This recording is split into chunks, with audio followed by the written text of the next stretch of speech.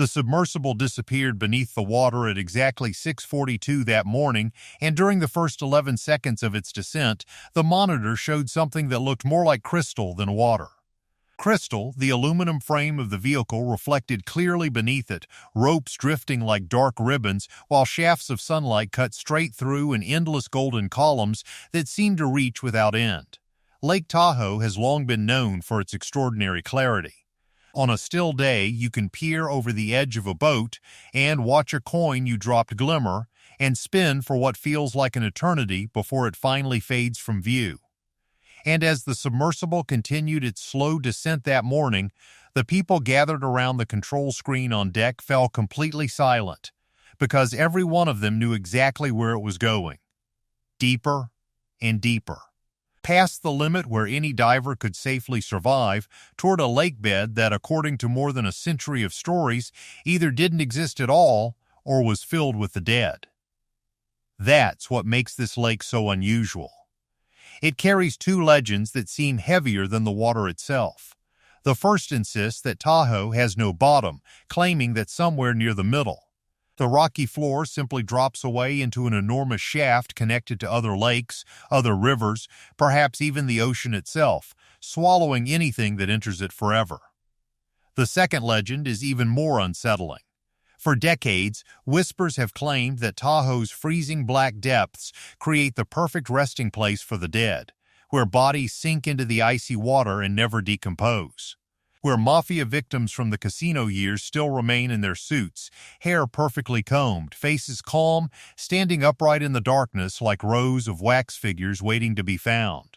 And the most famous version of this story, the one repeated around campfires, in dockside bars, and across countless internet forums, speaks of a legendary diver who surfaced after reaching the deepest part of this very lake, pale and deeply shaken, refusing to reveal what he had seen, saying only that the world was not ready for what lay hidden below. For more than 100 years, none of these stories could ever be proven. The lake kept its secrets the way it keeps everything else, cold, silent, and forever out of reach. But all of that was about to change because, for the very first time, machines were finally reaching the bottom and every camera was recording. What they captured really did change everything, just not in the way the legends had promised. First, let's understand what this lake truly is, because the real story is even more astonishing than the folklore, and it reveals exactly why those legends existed in the first place. Lake Tahoe rests high in the Sierra Nevada, stretching across the border between California and Nevada. Nestled inside a basin shaped by fault lines and smoothed by ancient glaciers. From the shoreline, it appears almost peaceful, a vast blue mirror surrounded by pine forests and granite peaks, with ski slopes rising beyond the sandy beaches. But that calm surface hides the true scale of what lies beneath. Tahoe is one of the deepest lakes in North America. At its deepest recorded point, the lakebed sits about 1,645 feet below the surface. Read that number slowly and it still feels impossible to imagine. So picture it another way. The Empire State Building, from the sidewalk to the tip of its antenna, rises about 1,454 feet tall. Drop that entire skyscraper into the deepest part of Lake Tahoe, and its highest point would still remain almost 200 feet underwater. You could place someone on the roof, and they still would never reach the surface. Or imagine the Eiffel Tower, with its 1,000 feet of iron framework towering over Paris. Lower it into Tahoe, and it wouldn't even make it 2/3 of the way down. That's how much water this lake holds, somewhere around 39 trillion gallons. Enough to blanket the entire state of California with more than a foot of water. This isn't a lake in the way people think of a quiet summer pond. It is much closer to a small, icy freshwater sea, creating its own weather, its own currents, and its own crushing pressure deep below. And it's that hidden world beneath the surface that matters because, as the survey vehicle continued sinking through those golden shafts of light, something appeared on the monitor that anyone who has ever swum in a warm ocean would find deeply unsettling. The golden glow faded, the blue became darker, and the temperature reading at the edge of the screen, which had begun in the comfortable 60s near the warm summer surface, steadily dropped. Then it stopped dropping altogether and simply stayed there. This is the part of Tahoe that gave birth to the legends, and every bit of it is real. Near the surface, the lake warms during summer and cools through winter, just like water almost everywhere else. But there is a boundary somewhere deeper than 300 FT where the changing seasons no longer matter. Below that point, the water remains at nearly the same temperature throughout the entire year, staying just above 39 Fahrenheit. The exact temperature where fresh water becomes its heaviest and most dense, causing it to sink and remain there. It doesn't warm during July. It doesn't freeze during January. It simply exists in endless, unmoving cold, wrapped in complete and permanent darkness. Beyond roughly 700 AFT, sunlight disappears completely. Not faint, completely gone. A camera operating there sees absolutely nothing until its own lights switch on. Even then, the beam only cuts a narrow tunnel through an endless black emptiness, stretching in every direction. And here's why the story about perfectly preserved bodies sounds believable to anyone who understands the science. In warm water filled with oxygen and bacteria, things break apart quickly. Wood decays, metal rusts, and a body decomposes within days. But in water this cold, almost freezing, still, and lacking oxygen, that entire process slows dramatically. Bacteria that depend on warmth and oxygen can barely survive. Decomposition doesn't stop entirely, but it stretches across periods of time that seem almost impossible to imagine. That's how the belief took hold that anything sinking into Tahoe's icy depths doesn't decay the way it normally should. That a shoe, a boat, even a body could remain on that dark lakebed for decades or even centuries, looking remarkably similar to the day it disappeared beneath the water. It's a haunting thought, supported by just enough scientific truth that it's difficult to dismiss completely. So storytellers embraced it. They took the real depth, the real cold, the real preservation, and built an entire mythology around it. A mythology filled with standing corpses, untouched suits, and a diver too terrified to reveal what he had seen. For generations, no one could descend far enough to find out the truth. The depth alone turned the lake into a place ruled by imagination instead of evidence. But imagination has a habit of becoming something people eventually accept as fact, and by the time the survey vehicles finally made the journey down, many across the region believed a hidden graveyard was waiting in the darkness. The most famous part of that legend is linked to a single name, one of the greatest names in the history of ocean exploration. And to understand why that particular story has survived for so long, you first have to understand how powerful one sentence can become when people believe it came from the right person. The story claims that sometime during the 1970s, at the peak of his career, the legendary French explorer and filmmaker Jacques Cousteau brought a submersible to Lake Tahoe. That he descended, alone or almost alone, into those near-freezing depths, beyond the point where any ordinary diver could survive, all the way toward a lakebed that no one had ever truly seen. And when he finally surfaced, he was no longer the same man. He looked pale. He remained silent. Something, people believed, had shaken a man who had spent his entire life looking into the deepest parts of the ocean without fear.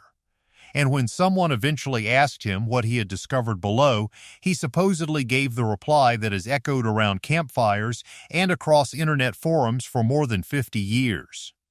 The world, he is said to have answered, isn't ready for what's down there. It is a flawless line. Say it out loud and notice its power. It explains nothing while suggesting everything. It names no creature, no object. And yet your imagination instantly fills the silence with bodies, monsters, or whatever fear creates inside your own mind. It turns an ordinary frozen lake into a locked vault of forbidden secrets, protected by the silence of a legendary explorer. If Cousteau, of all people, returned too shaken to explain what he witnessed, then surely it had to be something beyond ordinary terror. That single sentence shaped Tahoe's dark reputation more than any verified event ever could. It became the foundation. Every other story, the standing bodies, the untouched suits, the mafia victims, was built upon it. And this is where the story of the survey has to slow down and face the truth, because this is the moment that changes everything which follows. That famous quote, the one supporting the entire legend, has no verified source. None. Search for proof that Cousteau ever actually said those words, a recording, an interview, a transcript, or even a dated publication, and nothing reliable appears. The quote is always repeated, but never properly documented. It drifts from one retelling to another, becoming more dramatic each time. Yet no one can identify the exact moment those words supposedly left his mouth. There is also no confirmed evidence that Cousteau ever explored the deepest part of Lake Tahoe at all. Members of his own family have quietly challenged the story for years, but it continues surviving because memorable quotes don't always need proof to spread. They only need people willing to repeat them. And that matters more than most people realize because it reveals something important about the entire mythology. The strongest piece of evidence supporting the horror beneath Lake Tahoe may be a sentence that its supposed speaker never actually said. Remove that foundation, and suddenly every story built upon it deserves a second, more skeptical look. Not because the lake isn't incredibly deep, it absolutely is. Not because the freezing water doesn't preserve objects, it certainly does. But because the leap from deep, icy, preserving water to an underwater army of perfectly standing corpses was never created by evidence. It was created by storytelling. And once you recognize that, you begin wanting something the storytellers themselves never truly had. You begin wanting to see the truth with your own eyes. For most of the lake's history, that simply wasn't possible. And understanding exactly why makes the survey feel like such a defining moment. Because the very conditions that created the legends are the same conditions that keep people away. Deep diving is dangerous anywhere. Deep diving here belongs to an entirely different level of risk, and the dangers pile up in ways that surprise even highly experienced divers. First comes the incredible depth. The deepest basin stretches well beyond 1,000 feet.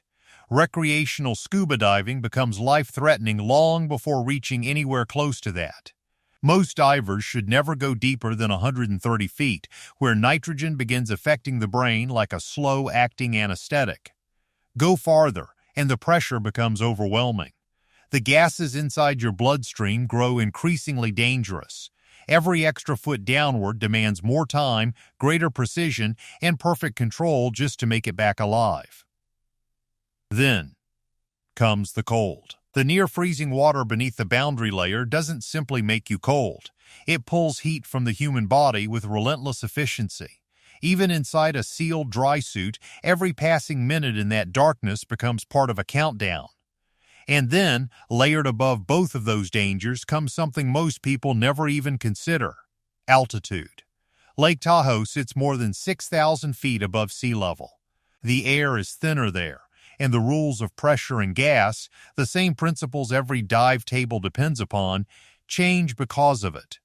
A dive that might feel routine along the coast becomes a far more delicate calculation high in the mountains, where even the surface begins at elevation. Depth, freezing water, and altitude woven together. It's almost as though the lake was designed to keep the living away and its floor forever hidden. So, for generations, the bottom of Tahoe remained exactly where the legends wanted it to stay. Inside people's imaginations, beyond human reach, impossible to disprove. You could believe almost anything about it because nobody could descend far enough to prove otherwise. And that is exactly the gap machines were built to close. If the human body cannot survive the journey, you send something with no life to lose. You send sonar, powerful sound pulses fired deep into the darkness, carefully measured as they echo back toward the surface. Every returning signal becomes a single point of data that, when collected by the millions, can be stitched together into a map of a landscape no human eye has ever viewed all at once. and you send remotely operated vehicles, tethered robots connected by long cables to a boat floating above, carrying lights, cameras, and scientific instruments into the freezing depths, sending everything they capture back through the line to rows of glowing monitors, where researchers remain warm, dry, and watching. That is the quiet revolution at the center of this entire story. Not a fearless diver, not a submersible carrying a deeply shaken explorer. Instead, a slow, patient, methodical survey, moving back and forth across the basin in perfect grid lines the way a farmer carefully plows a field, mapping every single foot of a lakebed that legend insisted could never be mapped because, according to the stories, it wasn't even there. For most of the lake's history, that simply wasn't possible, and understanding exactly why makes the survey feel like such a defining moment.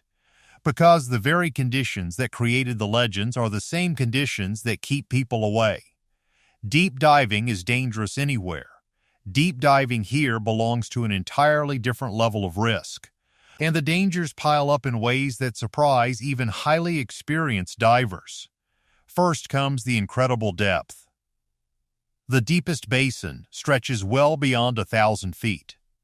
Recreational scuba diving becomes life-threatening long before reaching anywhere close to that. Most divers should never go deeper than 130 feet, where nitrogen begins affecting the brain like a slow-acting anesthetic. Go farther, and the pressure becomes overwhelming. The gases inside your bloodstream grow increasingly dangerous. Every extra foot downward demands more time, greater precision, and perfect control just to make it back alive. Then comes the cold. The near-freezing water beneath the boundary layer doesn't simply make you cold. It pulls heat from the human body with relentless efficiency. Even inside a sealed dry suit, every passing minute in that darkness becomes part of a countdown. And then, layered above both of those dangers, comes something most people never even consider: altitude. Lake Tahoe sits more than 6,000 feet above sea level. The air is thinner there, and the rules of pressure and gas, the same principles every dive table depends upon, change because of it. A dive that might feel routine along the coast becomes a far more delicate calculation high in the mountains, where even the surface begins at elevation. Depth, freezing water, and altitude woven together. It's almost as though the lake was designed to keep the living away and its floor forever hidden. So, for generations, the bottom of Tahoe remained exactly where the legends wanted it to stay. Inside people's imaginations, beyond human reach, impossible to disprove. You could believe almost anything about it because nobody could descend far enough to prove otherwise. And that is exactly the gap machines were built to close. If the human body cannot survive the journey, you send something with no life to lose. You send sonar, powerful sound pulses fired deep into the darkness, carefully measured as they echo back toward the surface. Every returning signal becomes a single point of data that, when collected by the millions, can be stitched together into a map of a landscape no human eye has ever viewed all at once. And you send remotely operated vehicles. Tethered robots connected by long cables to a boat floating above, carrying lights, cameras, and scientific instruments into the freezing depths, sending everything they capture back through the line to rows of glowing monitors where researchers remain warm, dry, and watching. That is the quiet revolution at the center of this entire story. Not a fearless diver, not a submersible carrying a deeply shaken explorer. Instead, a slow, patient, methodical survey, moving back and forth across the basin in perfect grid lines the way a farmer carefully plows a field, mapping every single foot of a lakebed that legend insisted could never be mapped because, according to the stories, it wasn't even there. And that discovery raised a question the survey could measure but never completely explain.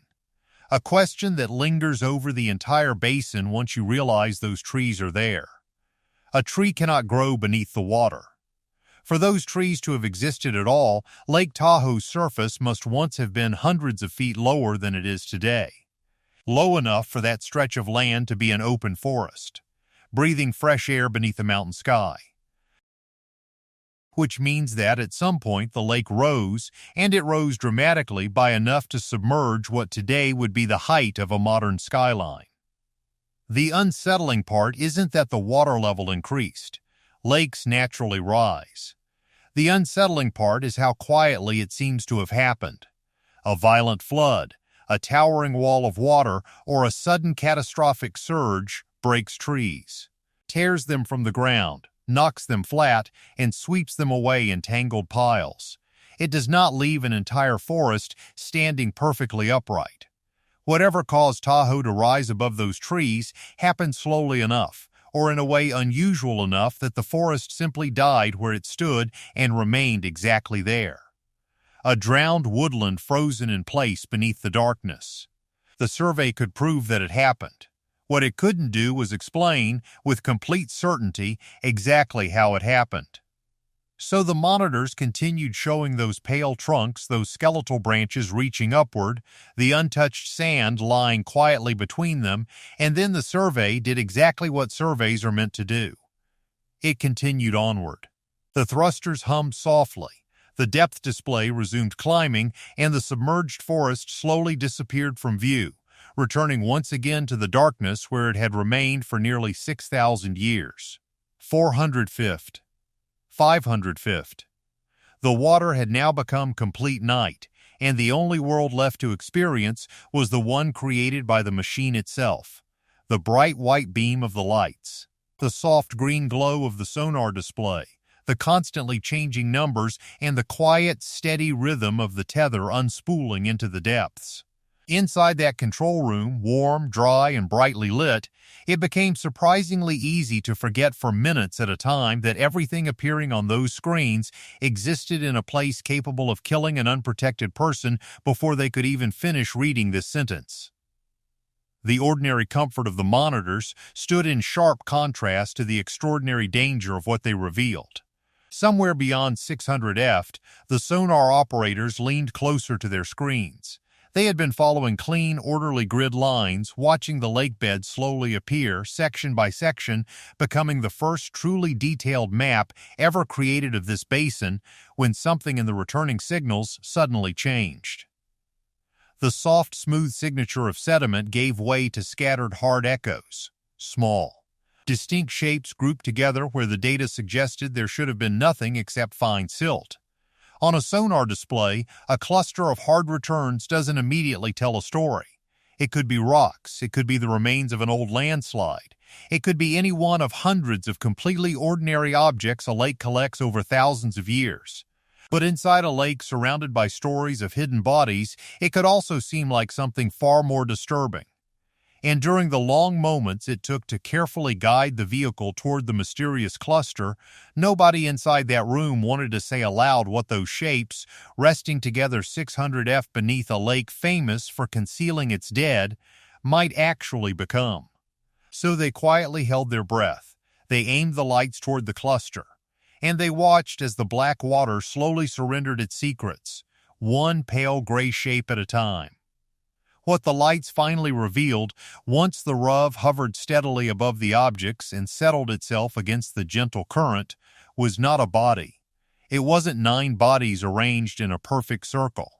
And it certainly wasn't a man dressed in a 1940s suit standing upright with open eyes and a pocket watch still ticking against his chest. The bright beam settled across the lakebed. The disturbed sediment glowed softly, and the mysterious echoes transformed into objects that felt almost disappointing in how ordinary they really were. Bottles, cans, a tangled mass that had once been fishing gear, now fused together by decades of cold water and crushing pressure. A discarded tire, the rusted corner of something too worn to identify anymore. Garbage, more than 600ft beneath one of the clearest and most carefully protected lakes in North America, the survey had pointed its lights toward Lake Tahoe's darkest legend. And what it found instead was nothing more mysterious than human trash. You could feel it inside the control room, that unmistakable silence that comes after everyone finally exhales. It wasn't disappointment exactly, it was something far more complicated.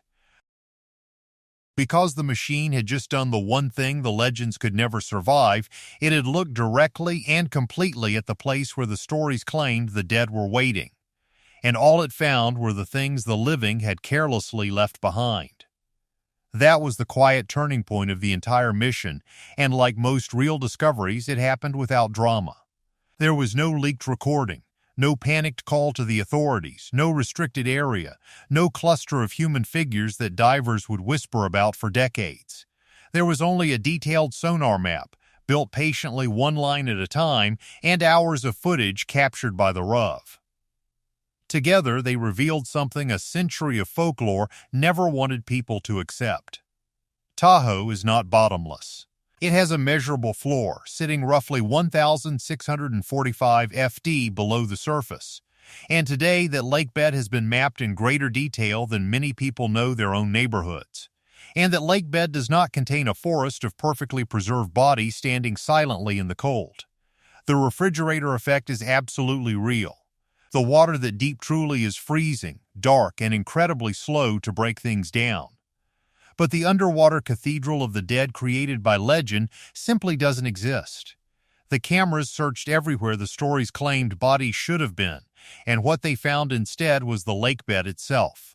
And here's the remarkable thing about the man in the suit, the 9 mysterious figures. The corpse with the ticking pocket watch, and Cousteau returning pale and shaken with a warning he supposedly couldn't reveal. The moment you begin tracing those stories back to their source, the trail disappears before reaching anything solid. The famous quote, "The world isn't ready for what's down there," has no verified recording, no confirmed interview. No printed page anyone can reliably point toward. The family connected to that legendary explorer has spent years explaining that it never happened. That he never descended into Tahoe's deepest waters and returned haunted, and that the famous quote is nothing more than a ghost story without a real beginning.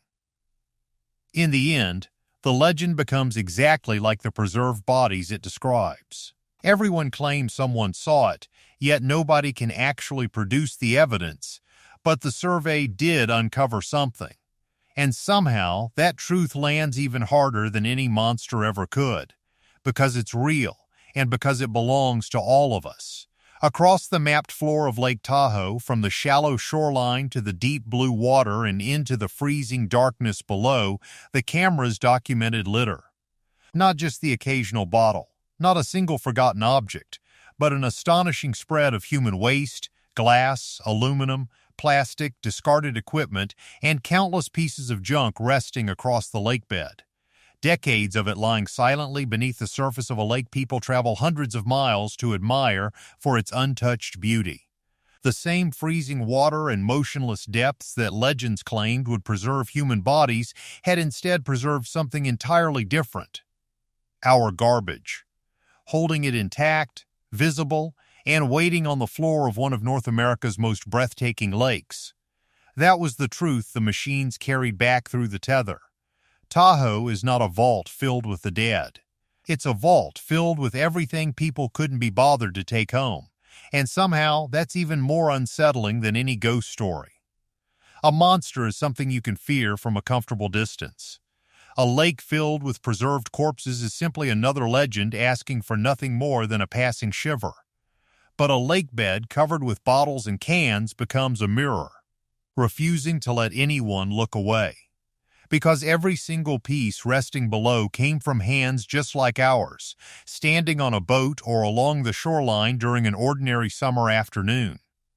The survey that many hoped would confirm Tahoe's darkest legends instead revealed something far simpler and far more demanding. The lake has quietly collected our carelessness for generations. Keeping every single piece. That discovery didn't disappear into a forgotten report. It became the reason the work continued, providing the information needed to guide cleanup efforts, sending divers and machines back into the depths, not to search for bodies, but to recover what people had abandoned. Bottle after bottle, tire after tire, lifted from a lakebed that for the very first time people could truly see. The myths faded away, but the responsibility they had distracted us from remained. So perhaps those old questions can finally rest. The lake is not bottomless. Its floor has been carefully measured. It isn't a graveyard of perfectly standing corpses. It's a graveyard for the litter we've left behind. The famous Cousteau warning was never spoken by the man credited with saying it. The drowned forest is real, astonishing, and still standing silently after nearly 6,000 years. And the most honest answer to how it came to exist is simply that we still don't completely know. That's a far better mystery than one built from fiction because it's real, and perhaps someone reading this today will someday help solve it. The Washoe people considered this basin sacred long before the later legends ever appeared, and their respect for these waters carries a different meaning now. It feels less like superstition and more like the oldest and wisest lesson anyone ever shared about this place. It deserves to be protected. The bottom of Lake Tahoe held no monsters and no hidden bodies. It held ancient trees we never planted, a history we still can't fully explain, and the garbage we chose to leave behind. The cameras descended expecting to uncover a legend, but what they really brought back was a reflection of ourselves. So now I'd like to hear your thoughts. Did you grow up believing Lake Tahoe had no bottom, or that its freezing black depths were hiding the dead?